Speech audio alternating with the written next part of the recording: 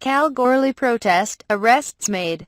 Officers injured in violent riot over teen's death. Has returned to the streets of Kalgoorlie in Western Australia after riot police were forced to move in when a protest over the death of an Aboriginal teenager turned violent.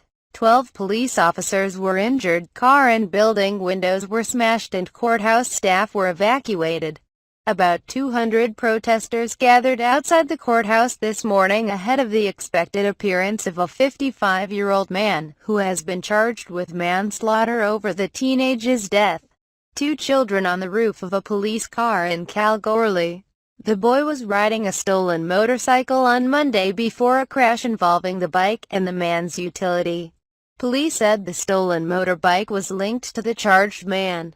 Officers made several arrests during the demonstration as protesters tried to force their way into the courthouse, which was placed in lockdown.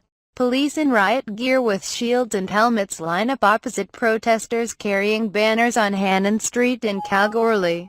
Acting Commander Daryl Gaunt said officers were vastly outnumbered by the crowd, and most of those injured had suffered cuts and abrasions from rocks and bottles being thrown. One had required stitches. He said all staff and magistrates at the court had been removed to the adjacent police station during the riot after missiles were thrown at the courthouse. 5 police cars were damaged, as was one local business.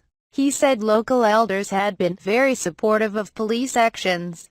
Several people had been arrested, and more arrests were expected. Commander Gaunt said a total ban on takeaway alcohol sales had been implemented in the city ahead of an expected vigil tonight to commemorate the dead boy. He said Facebook posts about the incident had been disgusting and racist and had absolutely inflamed the situation, but he played down suggestions racism played a role in the child's death. There is nothing to suggest at all that it's a racist issue. It's the death of a child who happens to be Aboriginal, he said. A Kalgoorlie police car with smashed windows. Call for calm on Facebook. Earlier, police issued a Facebook plea for calm. We understand there is significant community concern over events in the goldfields during the past 24 hours, the post read. Members of the public have a right to protest, however, we encourage them to do so peacefully, or they may be arrested. A full inquiry will be held into the circumstances of the disturbance. A statement from the authorities said, the man was remanded in custody and is expected to appear in a Perth court via video link tomorrow. Commander Gaunt said the man had been moved from Kalgoorlie for his own safety and his family had also left town because of the tensions. A woman confronts a police officer in a crowd of people with a police vehicle in the background. Grandfather of the dead boy Albert Dowdy said he wanted to see the charges against the man upgraded. Kids have been chased in cars for too long and reported, but nothing done about it, he said. He said his grandson was a talented footballer. He was a good sportsman.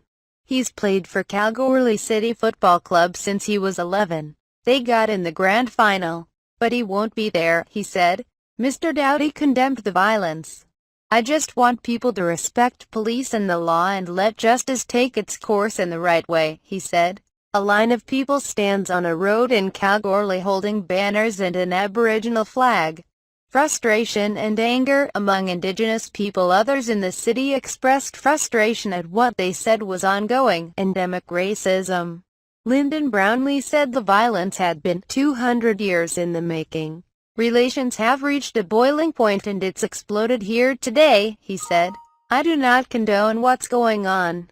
But this is obviously an issue that needs to be addressed in this town. Also the justice system and how it fails Aboriginal people. Frank Martin said resentment had been building in the Indigenous community.